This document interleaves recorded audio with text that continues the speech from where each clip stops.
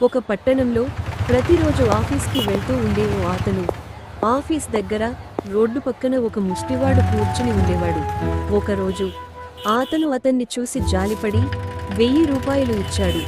ఆ డబ్బు తీసుకున్న ముష్టివాడి కళ్ళలో కనిపించిన ఆనందం అతని మనసును తాకింది.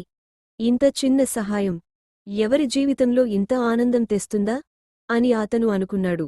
ఆ రోజునుంచి ప్రతి నెలా 1000 రూపాయలు ఇవ్వడం మొదలుపెట్టాడు. కాలం గడిచింది. మొదట్లో ధన్యవాదాలు అని చెప్పిన ముష్టివాడు కొద్దికాలానికే ఆ మాటలు తగ్గిపోయాయి. మరిన్ని నెలలు గడిచాక కృతజ్ఞత కూడా కనిపించలేదు. అతని ప్రవర్తనలో మార్పు వచ్చింది. ఒకరోజు అతను ఆలోచించాడు, సహాయం విలువ తెలుసుకున్నవాడికి ఇస్తేనే అది ఆనందం ఇస్తుంది, లేకపోతే అది అలవాటుగా మారిపోతుంది. అప్పటినుంచి 1000 రూపాయలు బదులు 500 రూపాయలు మాత్రమే ఇవ్వడం మొదలుపెట్టాడు.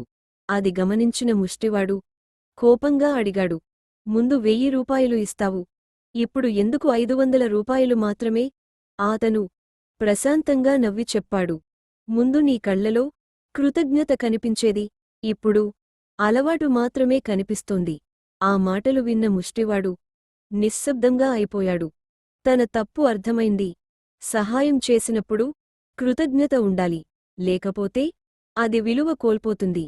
మీ సపోర్ట్ మాకు చాలా ముఖ్యము. లైక్, షేర్, సబ్స్క్రైబ్ చేయండి.